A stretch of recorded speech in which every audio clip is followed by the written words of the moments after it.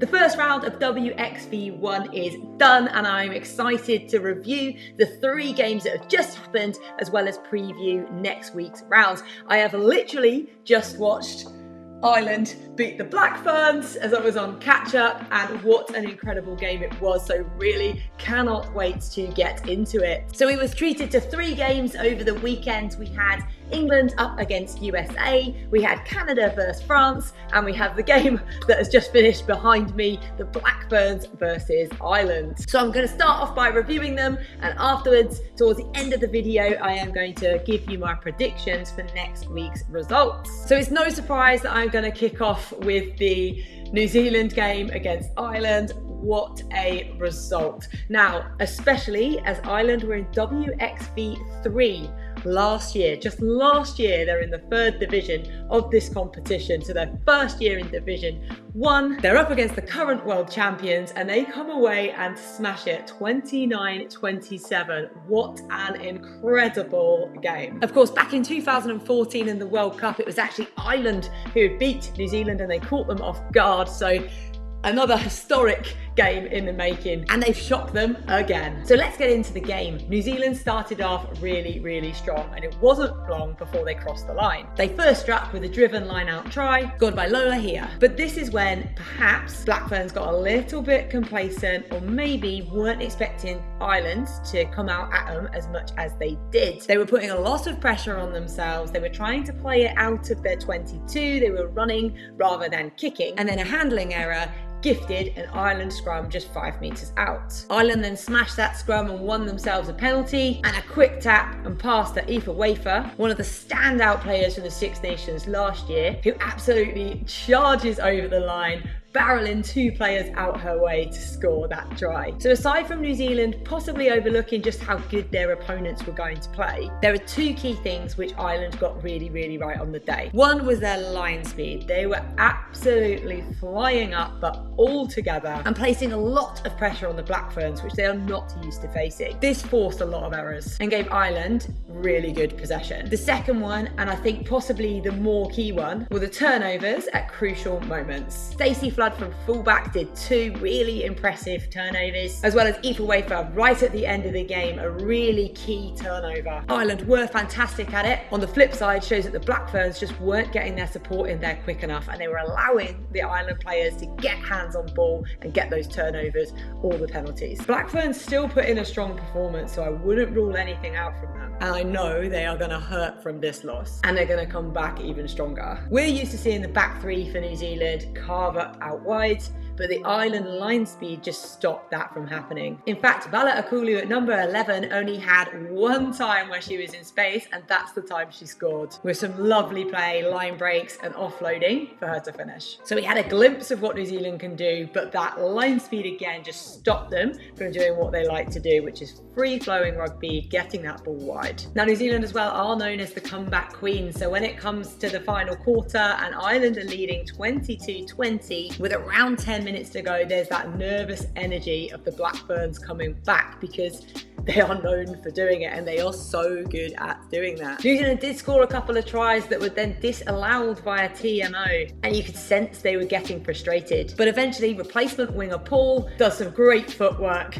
could have potentially just gone on the outside, but wanted to show her skill. Footwork, stepped on the inside, got a great try, taking New Zealand to the lead with 27 points to 22. So there's 8 minutes remaining now, and it's very neck and neck. But with 90 seconds to go, King scores her 2nd try, an incredible feat for any player against New Zealand, never mind the fact she came off the bench and had that much impact. So they're 27 all, they are equalised with the kick to come. O'Brien nails the kick, it bounces off the post in true showman style, and it gets her team ahead by 2 points. But there is still time for the kickoff, so what can Black Ferns do? And they do something which you very rarely see in those pressure moments. That kick didn't go 10. Ireland then have the scrum, which had been dominant in the game. All they had to do was get it back and kick it out, and they did exactly that, giving them a super impressive win over the Black Ferns. And what a win it was. And next week they are going to be up against Canada, which I will preview at the end of this video. So an impressive win for Ireland, over the current world champions, treated us to a fantastic game. Now I'm going to move on to Canada-France, another fantastic game. I personally was really pleased to see France back to full strength after they had a rotated side against England. So Vernier back in the squad, a firm favourite, Bourdon Sansus back in the squad, and they made their impact straight away. So on paper, ahead of the game, either team could win. We knew it was going to be a battle, and either team on their day, if they performed well, could win it. And both teams started really strong. France boosted by their starters back in, playing some flair rugby, and Canada doing what they do best, relentless physicality, but also some amazing offloading. Canada struck first with winger Faris out wide, but France struck back pretty much straight away, getting the ball to Lorenz out wide in a lovely move that went through the hands. One of the standout players for me was Canadian Sevens player who's moved to the 15s game, number 14, Bermudez. They ran a fantastic move off a scrum back inside to the winger who had too much pace and ran through and scored. So that's a standout player, but there was a standout moment for me which showed absolute technical nous, and that was for France. They kicked a beautiful 50-22. They rushed and got there quickly. They caught Canada off guard. They took a quick line out to Marine Ménager back on the inside, and the try just looked like it shouldn't be allowed. It looked too easy and they made it work. So really, really smart play from France. But fundamentally, France were, although they had their flair players and they put in some great phases of play, they just couldn't finish it off. Their last ditch passes ended up going into touch or behind the back three, so they weren't quite able to be firing. Someone who was certainly firing was the Canadian second row Moya, player of the match, and you could absolutely see why. An absolute engine in that pack and scoring 2 tries herself. Her contributions in the lineouts were great, and one of the big takeaways from this game as well is that France have a solid set piece, but Canada destroyed them. Canada in the scrum really came away on top, won some fantastic scrum penalties, and got really good quick ball from their set piece. One of the stats that did stand out to me as well was the amount of out-of-hand kicks both teams put in. They both put in over 20 kicks, possibly both teams trying to take advantage of the new trial law of having to retreat off the kicks rather than staying and letting your side put you onside. So this game I'd watched before the New Zealand one, and I thought, this was an absolute cracker. Then was treated obviously to the New Zealand one, which was just as good, but with a shock result, which we all want in rugby. So Canada face Ireland next, which is going to be fascinating, and France face USA. So again, I will preview that at the end of this video after I talk about the England-USA game. So England-USA, most people would have assumed, rightly, that it was a done deal before it was even played. They won 61-21, a very comfortable win with some fantastic tries, but has to be said, not England's best performance. I think by halftime, both teams had around 10 handling errors, which is not expected of this England side. One of the standout moments for me in this game was Zoe Harrison at fly half. She's not had much game time there recently after her ACL injury. Holly Aitchison has stepped up and been fantastic there, but Zoe was given back the shirt for this game and she really made it count. She ran the game really well, and her kicking off the tee was near perfect. So she could be causing Mitchell some selection headaches. Other great things to see was Phoebe Murray and Bo Westcombe-Evans on their debuts, really showing just how much strength and depth this England squad has. Now England started off strong, trademark try, Lark, Atkins, Davies off of a driven line out, got them really settled into the game. Shortly after, we see an Ellie Kilden special where she runs most of the length of the pitch to go and score. But another highlight of this game has to be Alev Kelter. She scored an amazing individual try. And bearing in mind that last year, England only conceded 5 tries in the whole tournament, they conceded 3 tries against USA in just this opening round, 2 of which being from Alev Kelter. Both sides were riddled with a lot of handling errors. The difference was USA had those handling errors at really key moments, whereas England just bounced back. They show their quality, they're able to bounce back from it. And this is the scary thing. They put 61 points on an international team,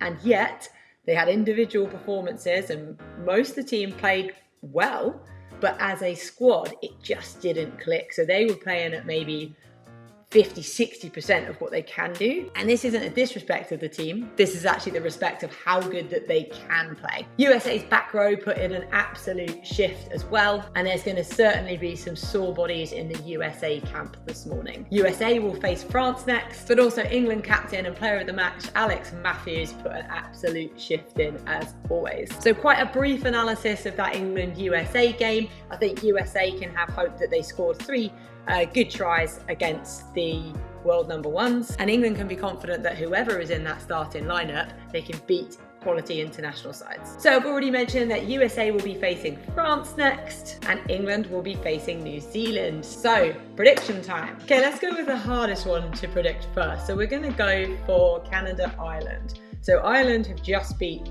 New Zealand, so they're going to be on a massive high. Canada have just smashed France. I'd love to think that Ireland could bring that intensity again to Canada, and I'm sure they will in their defence, but I think Canada will edge it with their physicality. So I'm going to predict a Canada win next weekend over Ireland. Then we have USA-France. For me, a easier one to predict. I would say that France will win that one comfortably. USA are physical, but France have that tactical nous and they'll be annoyed having lost to Canada. But what will be an absolutely fascinating matchup is going to be 11 Kelter with Gabriel Vernier. So make sure you watch out for that 12 on 12. And then finally, England, New Zealand. Now this one is actually a tough one to call. England in the friendly ahead of this tournament beat New Zealand in quite a tight game. New Zealand, however, rarely lose twice in a row. They're going to learn some harsh lessons from that Ireland game and they're going to come out fighting. So head and heart are saying 2 different things here because I always want to back England,